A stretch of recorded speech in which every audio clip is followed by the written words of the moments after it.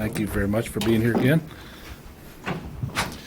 Good afternoon, everybody, and thank you for being here today or tuning in by television or radio. And I want to thank the Attorney General for being here with us today, and he's got an exciting positive announcement about something he's been working on with a pharmaceutical manufacturer, and he'll speak in just a moment. And obviously we're joined again, as we always are, by Dr. Alex Bu, who can take questions and address things related to testing. The latest numbers that came out today at noon show an increase of 1,857 cases across Louisiana. We're just shy of 15,000 cases now at 14,867. And very sadly, there are an additional 35 reported deaths. That's a total of 512. And if we can go ahead and put up the first, those numbers are reflected there. I do want to say again that while we report every 24 hours, it doesn't mean that the number of people that I just reported as having died in the last 24 hours. There is some lag in reporting, and sometimes people die and a test is pending, and it's not until the test comes in positive that death is then reported to us as a COVID death. And sometimes I think people are tested completely after they have died. And so we are going to try to start reporting, at least internally, the number of people who actually expire over the previous 24 hours so that we can take a look at that. And the reason that's important is, as I mentioned last week several times, the real numbers that we're paying most attention to about COVID in Louisiana aren't so much the testing numbers, but the number of hospital admissions and deaths. Because we know there are a lot of asymptomatic people out there. We don't know exactly what that percentage is that have COVID, but they're not going to be tested. But we know from data gathered here in the United States and in other countries, the percentage of people who should be so sick that they have to present to a hospital, and the percentage of the total number of COVID positive individuals who will die. And so if you have those numbers, then you have a better idea of what you're doing. We have completed, and I want to thank Dr. Alex Bu and all the people across Louisiana, hospitals, clinics, but certainly the Department of Health. We've completed now just shy of 70,000 tests, number 2 in the nation per capita. And while we wish we could have actually done more tests, and certainly we wish we could have done more earlier, the fact that we've been able to ramp up to that number of testing, I can tell you we have a visibility across the state of Louisiana that is pretty much unmatched across the United States. And as a result, as we get an idea of just how much COVID we actually have, the percentage of people being hospitalized and the percentage of people who are dying are getting much, much, much closer to the average, what you would typically see from other states and from around the world. Currently, there are 1,809 people who are hospitalized. 563 of them are on ventilators. And while all of the numbers that I just mentioned to you are still high, and they're higher than we would like, we are starting to see real signs that these mitigation measures that we put into place weeks ago are starting to bear real results. And we're hopeful that we're seeing the beginning of the flattening of the curve, and that these efforts are going to continue through additional compliance from people across the state. Now, we only have a few data points, and they don't quite constitute a trend yet, but we believe that we might be starting to see the beginning of flattening the curve. And that's what we believe, and so that's what I'm telling people. The fear is that I'm telling people that, and they're going to say, oh, the task at hand is accomplished. We can go back to doing whatever it is that we normally do and behaving as we normally would. That is exactly the wrong answer. And I say that because if we've started the flattening the curve, it's only because of the mitigation measures. It's only because of the social distancing and the improved hygiene practices.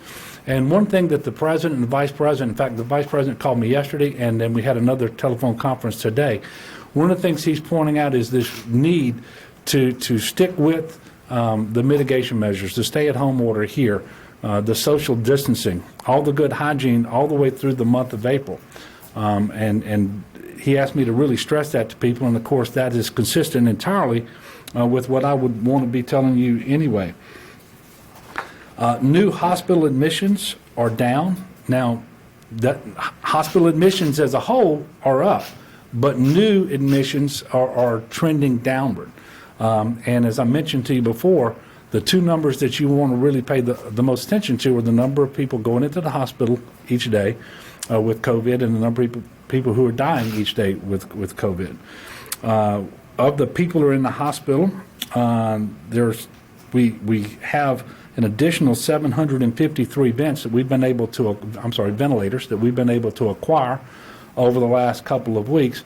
And so we know that we're pushing out in time the day that we might potentially overwhelm our capacity to deliver health care, and that is a good thing. But a lot of this has to do with the great work being done in the hospitals themselves, because Louisiana doctors, these nurses, these respiratory therapists, they are doing some of the best work in the country right now, and I have no doubt that what I'm telling you is factual. I've been telling you that they are heroes because of the work that they're doing and putting themselves in risk of risking their own health in order to take care of others. But we now know that they are reducing the number of people who have to ever get on a ventilator in the first place, and they're doing a good job of decreasing the number of days that the average patient has to stay on a ventilator, and the number of days that they're actually staying in the hospital. All of these things get factored into our modeling as to when we might run out of beds and ventilators and so forth. And so it's the mitigation measures, it's the work being done in our hospitals, and it's the increasing of the hospital beds and the ventilators through the med-surg. All of this is taking place at the same time, and it's very, very helpful. Of the 753 ventilators that we have received in Louisiana, we have distributed 553 of them. 200 of them came in yesterday, and they are at the warehouse here in Baton Rouge. We will distribute those as needed soon. We also got a message that Arkansas is sending 5, and I just got off the phone with Governor Asa Hutchinson of Arkansas to thank him on behalf of all the people of Louisiana for their generous contribution to our state. So we bought ourselves more time that allows us to continue to be able to surge our medical capacity and continue to flatten the curve. And all of this stuff works in concert. And so we have to keep doing everything that we've been doing to have the best possible outcome. The data points that we've been seeing are only going to become a trend if we continue. So the mitigation measures, the stay-at-home order, the hygiene, social distancing, all very, very important. So now we have to keep it up. It's not the time to become lax and to ease up. And the Surgeon General has warned not Louisiana so much, but the entire country, that this is going to be a really critical week. It's going to be a difficult week when we see cases and deaths and so forth. So we have to stay focused on this. As for the question of whether we have actually peaked, it's obviously too soon to know for sure. Even Dr. Deborah Birx this morning on the White House call noted that weekend data is sometimes not as clear as what you get during the week. And so all around the country, the number of cases that were reported yesterday and the number of deaths that were reported yesterday are abnormally low. And that was borne out by the fact that we reported more today than yesterday as well. So we don't quite yet have enough data, but it looks like things might be moving in a positive direction. So we should be looking at this data very carefully for the next several days to come. And if we go ahead and put the second graph up there, I want to show y'all why it's important that we practice social distancing and good hygiene, and why it is that we have the mitigation measures in place, the stay-at-home order, and we've closed businesses and so forth, all of which are very difficult things to do, and we know we're asking people to sacrifice. But this is data that comes from Johns Hopkins and the calculations are done by Dr. Gary Wagner of University of Louisiana Lafayette. And what it shows is that half of the top 20 counties, and of course, we're the only state that doesn't go by counties, so it's parishes here, but half of the top 20 counties / parishes in the country, in the nation, with respect to COVID deaths per 100,000 residents, half of those are our parishes. St. John the Baptist, Orleans Parish, St. James, West Baton Rouge, Jefferson Parish, Plaquemine, St. Charles, Allen, St. Bernard, Iberville. 2 days ago, 6 parishes were on this list. So obviously we have a significant problem here in Louisiana. We've known this for some time now, and this bears it out, and it also reinforces the need to continue to do the things that we are doing, except to do them actually better, to have more compliance and not less. With respect to the information that we are sharing with you all, we're going to start showing more COVID-19 deaths on our dashboard at Louisiana Department of Health. Starting today, we're going to share aggregated data on race, the date of death over time, and underlying conditions. As all this will be on the dashboard. That'll be updated not every day, but once each week. And you can see this at ldh.la.gov. And this is continued proof of our efforts to be as transparent as we can be about what the situation here is in Louisiana on the ground. And that we want to also be as timely as we can be with the information that we provide to you all. Disturbingly, this information is going to show you that slightly more than 70% of all the deaths in Louisiana are of African Americans. Slightly more than 70%. And so that deserves more attention, and we're going to have to dig into that and see what we can do to slow that trend down. Hypertension is the leading underlying condition now for people who have died in Louisiana. And so for all these reasons, we have to continue to work this as hard as we can, be patient, be focused, be resolute. We're not far behind New York and New Jersey in terms of per capita cases. We make projections to help us plan and allocate resources because we have to be prepared, and we have to be prepared for the worst case scenario that is feasible. But we only get the worst case if people don't do what they're being asked to do, and that is to make sure that they're staying at home, don't go out unless it's absolutely necessary, minimize your social contact, practice good hygiene and social distancing. If you put up graph number 3, please. So New York is not on this. This is a chart that was shown to us today by the Vice President. And so the top line there is New Jersey. The green line underneath that is Louisiana. And so you can kind of see where we are as a state relative to all the others. And the reason New York isn't up there is because it is so much higher, both in terms of the number of cases and its per capita case count, that they left it off this particular one. But we're number 3 in the country, and what we need to see is, you can see that this crook, we need to see that actually turn flat and then over time come down. And that's exactly what we're looking to do. And the call I had with the Vice President yesterday, I was able to thank him for the 200 ventilators that were sent from the national stockpile. That decision was made Friday night, and they actually arrived in our warehouse over the weekend. I also thank the President for the federal testing sites that we had in New Orleans and Jefferson.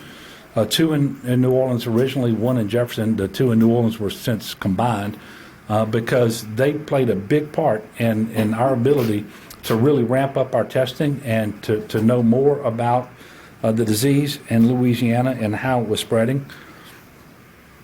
And those sites were scheduled to be closed on April the 10th by this Friday. He told me that if we wanted to keep them open, all I needed to do was make that request. And so I really appreciate that, and we do intend to keep those open. Another important update is that the New Orleans Convention Center medical monitoring station open today. There are currently 23 COVID patients there.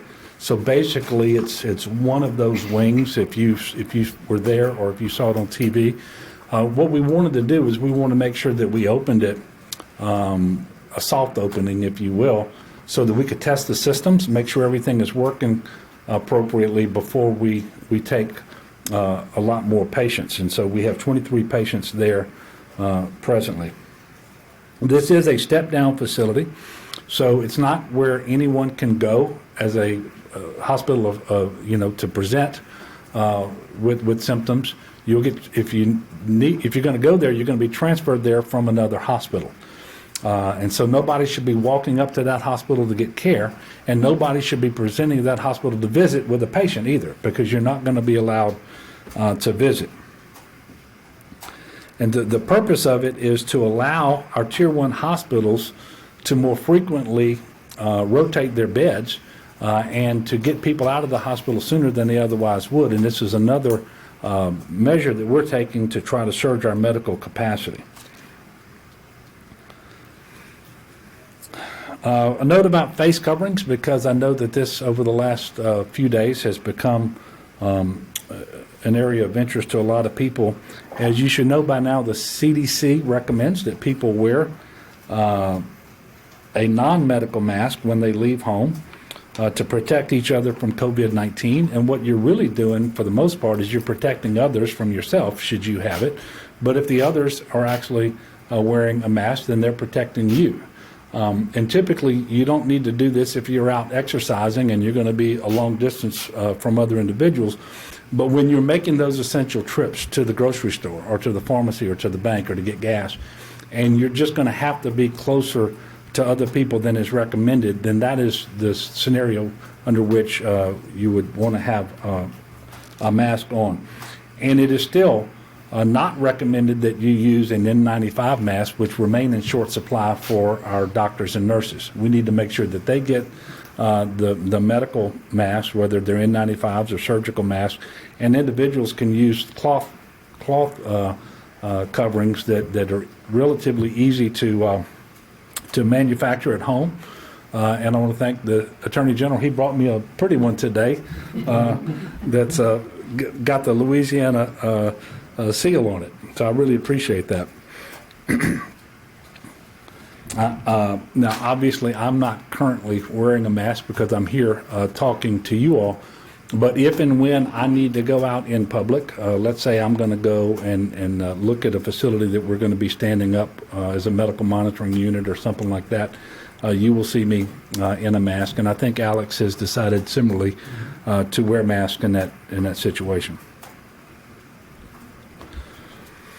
Now, please don't think that the mask means that you don't have to follow the social distancing guidelines or the hygiene, because you do. This is just one additional measure that you should be taking. Over the weekend, we began sending mass texts with all of these updates. If you didn't receive the updates and you want to, you can sign up by texting LA COVID to 67283. LA COVID to 67283. Obviously, this part of the year is going to look different than it has in the past. We're in Holy Week. We're going to have Easter Sunday, and I think this is when typically there's the most demand for crawfish, and you're having the crawfish balls and block parties and all those sorts of things. And I understand that this is not just different; it's upsetting to a lot of people. I appreciate that. This is different for me and my family as well. I'm just encouraging people to be patient, look at the big picture, and let's make sure that we do what we have to do now so that we can all get together safely just as soon as possible. It is important that we put the health and safety of our neighbors and our families and of ourselves first right now by staying home. We can still find ways to worship, and I will do that as well. You can still have that big Easter dinner at home, but you can stay home and save lives, and there's not anything more Christ-like than that.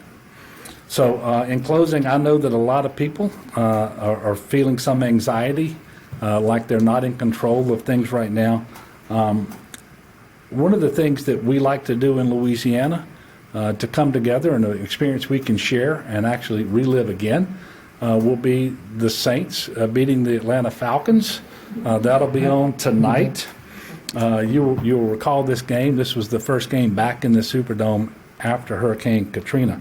It'll be on tonight on ESPN, and so I encourage people to watch that in conjunction with the event. And if you are able and you see fit, I would encourage you to consider donating to the Gail Benson Community Assistance Fund through the Greater New Orleans Foundation. And that fund is providing assistance to the New Orleans service industry during this time, which is obviously one of the areas of our economy, among many, that are really suffering right now. So you can do this by visiting gnof.org/Benson. So join me. I'll be home watching the game tonight. And I'd ask you all to join me. Now I'm going to ask the Attorney General to come up and share some news with you all, at the conclusion of which what I'd ask you to do, if you have questions about the initiative that he's going to talk about, go ahead and address those to the Attorney General, and then following that, then I'll take your questions, and Alex is here to take your testing questions as well. Thank you, Governor. Glad to know my dad has something to do tonight. I know he'll be watching the Saints. Again, I want to thank the governor for giving me an opportunity to come here and for working with me on what we're about to announce. The people of Louisiana should know that all of their elected officials are working on their behalf, and all are working to keep them safe. And in that, I've been committed to fighting and winning this epidemic, and I continue to stand shoulder to shoulder with the governor, the president, and all our healthcare officials as we work to help end the spread of COVID-19. I also want to thank, as the governor did earlier too, our healthcare providers, our doctors, our nurses, and everyone who is supporting them as well, because working together is the best way to beat this. In order to combat this invisible enemy that has taken the lives of some of our citizens, halted our economies, and turned our livelihoods upside down, we must be willing to use all available tools at our disposal. To that end, a week ago, I had announced a donation of 400,000 hydroxychloroquine tablets given to the state of Louisiana by Amneal Pharmaceuticals. This medication is being used by doctors in Louisiana right now to try and help treat COVID-19 patients. I can report to you today that this medication, through the hard work of pharmaceutical distributor Morrison-Dixon of Shreveport, has already delivered to nearly 100 Tier 1 locations around Louisiana.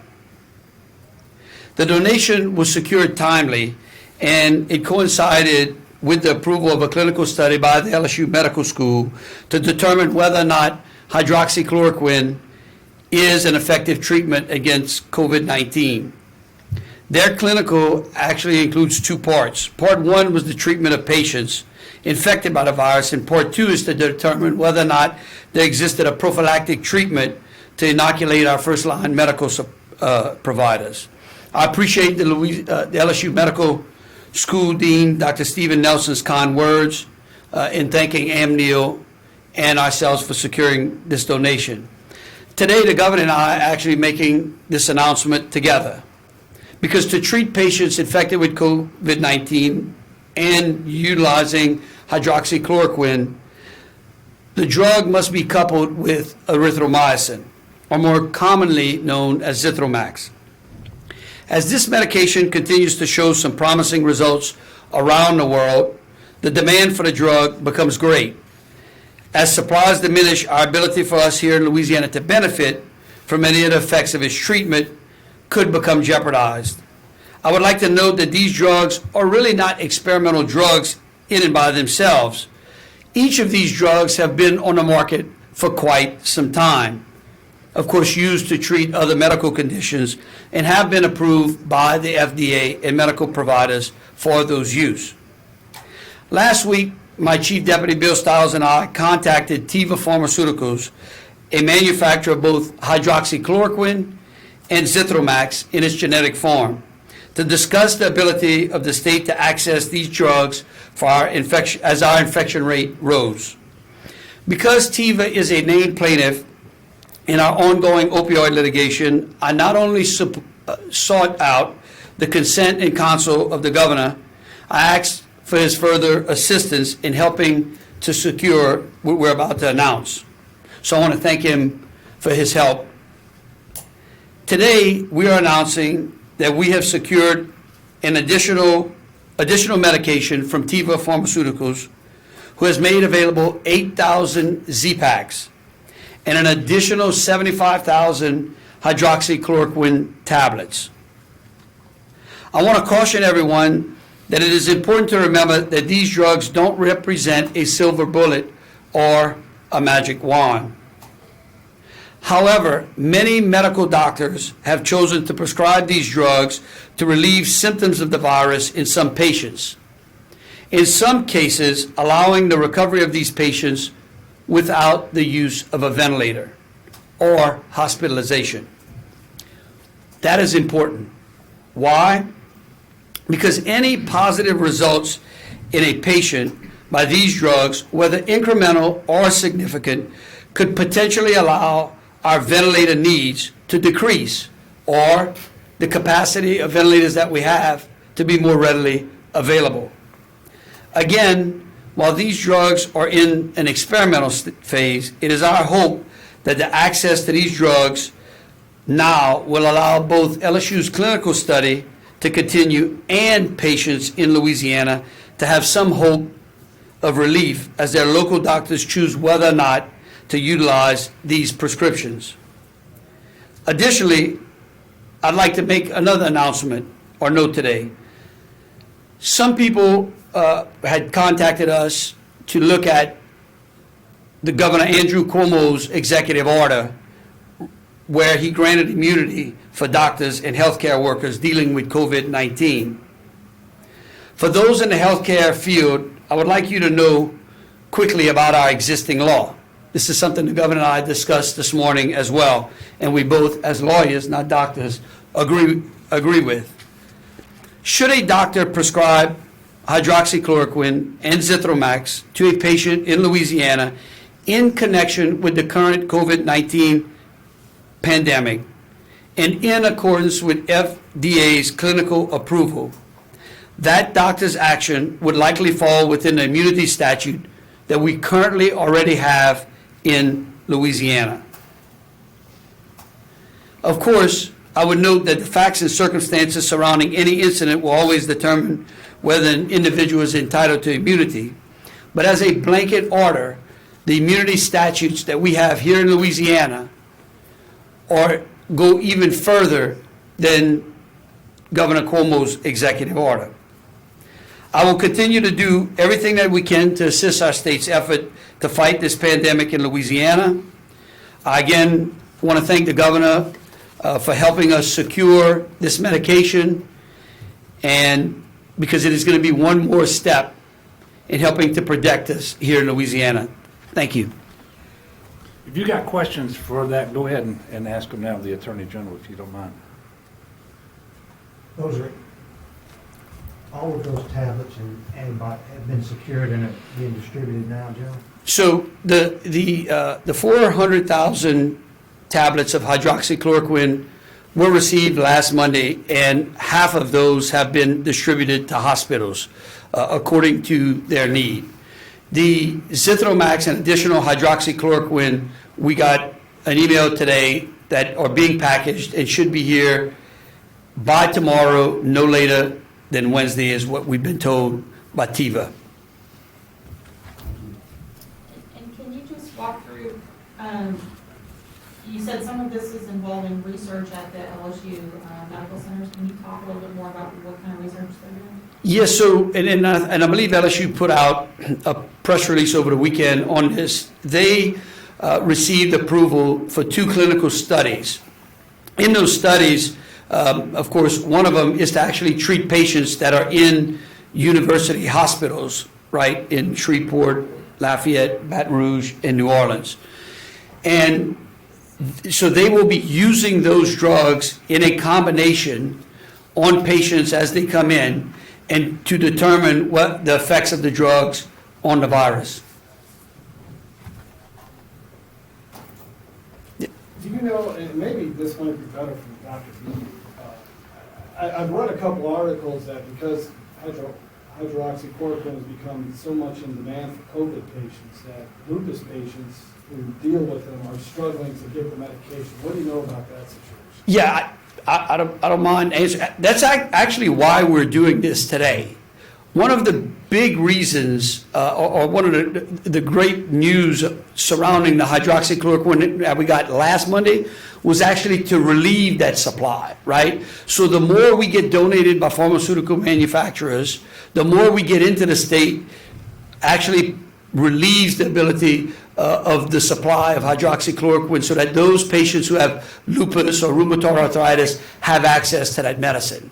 I will tell you that, in fact, I reported that to the governor earlier today as well. I spoke to a number of large chains and also some distributors here in Louisiana, and I don't find, as far as right now, a huge shortage of hydroxychloroquine. So they should be able to receive their medication. All right, thank you. Thank you very much, and thank you, Attorney General. This is really important. You will recall that a couple of weeks ago, the Pharmacy Board thought that they needed to do an emergency rule because the demand was outstripping the supply. And there was some concern about whether people with lupus and rheumatoid arthritis would be able to continue to get it and so forth. They ultimately rescinded that rule in favor of some guidance because they believed that the supply would catch up. But with the work that he did last week and this week, then it's gonna be even better. And we know that we had doctors across the state of Louisiana who were prescribing Plaquenil, which is the name for hydroxychloroquine, before these announcements really came out of Washington. And so this is a treatment that doctors were doing, and so it's important that they have the ability to find this drug. And so I think it's a great thing that they're coming to Louisiana. And we are not doctors. We're not involved in the trial. We're not here to testify as to the efficacy of the drug as it relates to COVID-19, but we know we have trials ongoing and we know there are doctors who want to use it, and so making it available is exactly the right thing to do. And so I thank you very much, Jeff. Yes, sir. Governor, I know you've seen the model, the University of Washington model that you've talked about before, that drastically, this latest adjustment drastically reduces the number of projected deaths both in the U.S. and Louisiana. Is that something, after consulting with Dr. B, what's your take on that? Yeah, well, first of all, it's heartening to see models that are gaining currency that show a lower death total, and we certainly hope and pray that is the direction that we're going to go. The numbers in that particular study, in that particular model, don't match up so well with what we've already experienced. So we're trying to reconcile the assumptions that underlie that model with the assumptions that underlie ours. But we do believe that regardless of what the Washington model showed, that we are starting to see improvements in our numbers related principally to hospitalizations and deaths. And as we get more testing online, we're not such a big outlier anymore. Now, we still have more than our fair share of deaths. It's because we're not as healthy as we should be. And hypertension, diabetes, kidney disease, heart disease, obesity, all these things are feeding into that. But as we get more tests and figure out where we really are, how much COVID is in Louisiana, our numbers are really starting to look much more like we would expect them to look. And so, we're encouraged by all of that. But we know that if we have a positive trend developing, it is because of the mitigation measures that we've taken, and it is because of the work being done in our hospitals, all of which is buying time to allow us to continue to surge our medical capacity. So the message for today, and I don't want anyone to mistake this, is that even if we are starting to see improvements in the numbers and we're starting to develop a trend that's very helpful, we have to maintain what we're doing with respect to the mitigation, the stay-at-home order, social distancing, all the hygiene practices that we've been talking about for literally weeks now. Yes, sir.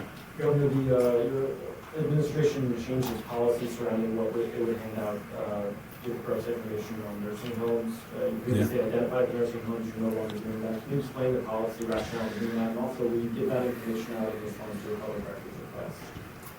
Will I give what information out? The names of the nursing homes that have coronavirus clusters confirmed there. I don't know, but if you submit the request, you'll get an answer. It may not be what you're asking for, because I'd have to sit down with my executive council and we'll decide what you would get. And I know that Dr. Bu has been studying the clusters and was involved in the change in our policy, so I'm going to ask you to come up. Yeah, so as we talked about last week, we had a team from the CDC come down, actually several of those individuals still in state. And part of what the CDC team was helping us do in general was look at our practices as our numbers continue to increase.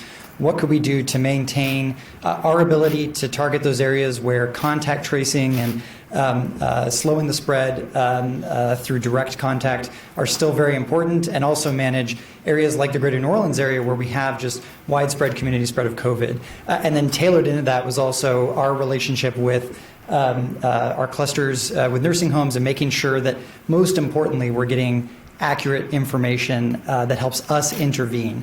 And what they shared with us as a best practice is essentially moving to the position we currently have, where we're sharing the number of nursing homes that report one or more cases. We're sharing the numbers of cases associated with nursing homes across the state, and then deaths associated with nursing homes across the state. So it gives you a sense of these very special populations that we have a lot of concern about, without potentially jeopardizing their willingness to share openly. Increasingly, as the epidemic goes on, we are more and more reliant on our nursing homes giving us transparent information, and we need them to continue to do that in order for us to give you accurate information. So that's the position that we took, again, under guidance and with advice from the Centers for Disease Control and Prevention. But on that subject, were the nursing homes saying they would not provide that information if you kept releasing their names publicly? So the nursing homes never said anything like that to me, at least. So then why was there an assumption that in order to continue to get them to provide the information, you have to be willing to not provide it? So again, we moved from a position where we were able to do almost all of the direct outreach in a very timely fashion, to now where numbers are coming in. And frankly, to be timely in addressing clusters, we really needed to continue to encourage that nursing homes, which are obligated under our emergency rule to report, do that in a timely fashion. And in consultation with the CDC, they felt that while it was laudable that we were sharing a lot of information, they were concerned about what that would mean for the nursing homes sharing as this continues. Yes, sir. In some states, there are reports of racial and income disparities when it comes to deaths related to this virus. Are we seeing any trends here in Louisiana? If so, would that information be made public, and where can we find it? Yeah, so we're going to have a public-facing portion of our dashboard that's going to talk about, as it relates to deaths. I don't know about the socioeconomic status of the victims, but certainly by race. And as I mentioned earlier, we are seeing a disparity, because right now, slightly more than 70% of all of our deaths are among African Americans, who make up about 32% or so of the overall population of our state. So obviously, this is a big disparity, and we're going to try to figure out what that is attributable to, and what we can do about that as quickly as possible. So yes, you're going to see that. That will be updated once a week on the dashboard. If you go to, and if I don't, I'll find the LDH. LDH ldh.la.gov. You can find it there. Yes, sir. Governor, you sounded an optimistic tone sort of on obviously hospitalizations and deaths are both pretty flat over the last couple of days. What does this mean for the projections you've been given out for when you will run out of ventilators and hospital beds? Well, obviously, what it means is that date is pushed out in time. and we're not as close to those dates as we were, as we thought. I don't have one to share with you right now. Again, we're modifying the modeling based on the rate of transmission, the growth in cases, and it gets complex. And I wasn't a mathematician, but I know we're trying to figure out what our R naught is, what is that rate of spread, and it appears we're trending in a positive direction because of the mitigation measures that we've undertaken, and so for those reasons. Along with the fact that, as I mentioned before, our hospitals are doing a really good job in keeping some people off the ventilator altogether who previously would have been put on a ventilator, and limiting the number of days on a ventilator for those patients who actually have to have one, and also appear to be reducing the number of days of the average hospital stay, all of which ties into the modeling to figure out when we're going to exceed our capacity. And so these things are changing, but they're changing in a positive way right now, and that's the news that we have for you today. I don't have an exact date for you anymore. Will it still show up this week? Because I know this was the week we were No. going out already. Is that still the case? No, that is no longer the case. Yes, sir. Governor, last week you were assured that there would not be DPS checkpoints along the Texas and Louisiana state line. Obviously, that changed yesterday. How has that policy change been explained to you, and do you feel like Texas officials misled you? No, I don't feel like the Texas officials misled me. I had a phone conversation last week with Governor Abbott. We talked about this briefly, and I think just about every single day, the head of public safety in Texas is talking to Colonel Reeves, who is the superintendent of state police here, and sharing the information with what they're doing. First of all, commercial traffic is not being hindered at all. It's my understanding that they're pulling over every fifth vehicle from out of state going into Texas, and it has nothing to do with whether that vehicle is from Louisiana or not. So they're not treating Louisiana residents any differently, and they're not telling people that you can't come to Texas. What they're saying is if you're going to be here for less than 14 days, we're asking you to quarantine for that 14-day period. If you're going to be here for more than 14 days, quarantine for the first 14 days of your stay here. And as I mentioned before, I'm asking people to stay home anyway. I'm asking people to stay home and not engage in unessential travel. That is what the Texas governor is asking. So I'm not going to come up here and pretend to be upset with the Texas governor. I'm just not. But we are communicating, and I have not been deceived at all. Last question. Yes, sir. You talked about some positive trends in some of the numbers. I know modeling showed late last week for every one positive COVID patient, they were infecting a little over 2. And it's going to be a question for Dr. B. I know we've seen that number drop a few times during this outbreak. Is that still kind of where we stay in the 1, 2? Okay, so I probably should let Alex do this at the first instance, but I'm going to give it a shot, and I want you to come up and correct if I'm wrong. We now believe that several weeks ago, before we were really paying attention, when the virus really got seeded into Louisiana, and particularly around the New Orleans area, that the initial transmission rates could have been up as high as 3. And this was before anybody was paying attention, knew that the virus was here, and so forth. We then believe that the average is 2.4 if you don't have any mitigation measures into place, and so we think it naturally on its own came down to a 2.4. We started modeling at a 2.0 once we started putting restrictive measures into place. And the more restrictive they are, the lower that R naught should be, depending upon the degree to which you're getting compliance. And so we started modeling at 2.0, hoping we were going to get to a 1.7, which is the next line that we would build into our modeling. And if we have really, really good compliance, and I guess universal compliance with our existing stay-at-home order, meaning only essential workers were out traveling about, and people were only leaving home to do the things that were essential, and otherwise they were staying at home and all that sort of stuff, you could potentially get to a 1.3. So what is safe to say is we thought we were at 2.0 last week. The trends that we're seeing suggest that we're lower than a 2.0, but exactly where we don't know. And the reason is because the lowest data we have in terms of test results and so forth came in yesterday, but it was a Sunday. And so those, if you go back all 4 weeks that we've been doing this, it's the Sundays where you typically get the fewest reports. And I think that's a function of the commercial labs, because over 90% of our test results now are coming in from commercial labs. And they just have this battle rhythm to what they're doing, and for whatever reason, on Sundays, those reports are lower than they are every other day of the week. But if this data is confirmed over the next several days, that we will know. And I hope that I can come out tomorrow and the next day and say, hey, we continue to be on that line that we want to be, where we're flattening the curve, and ultimately you want to see it to start going down too. And again, it's not just your tests, it's the hospital admissions and it's your deaths. And that's what I'm particularly paying attention to, as are the folks who are modeling this, who are doing a really great job. Look, this is a novel coronavirus. This is new. And every day the scientists, the doctors, the mathematicians, they're learning, because they're not just studying here. We're studying what's happening in Italy, in South Korea, and in Spain. And all of that influences what they're, the way that we're modeling here and around the country. And so I do want people to be patient with us, because things change. Things change, and they're changing in part, and we should all be thankful to this, because our doctors and our hospitals and our nurses are doing a much, much better job.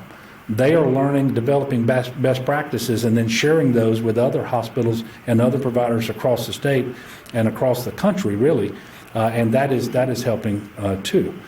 So I would just ask everybody to continue to be thankful for all the doctors and nurses and therapists and all the other providers. And then in this Holy Week, let's lift one another up in prayer. Let's be patient. Let's make sure that we're doing what's required of us now over the next several weeks, so that we can get back to that point sooner rather than later, when we can be together and so forth. So, Attorney General, thank you very much. Jeff, for being here today. Alex, thank you very much. And thank y'all. We'll do this tomorrow about the same time.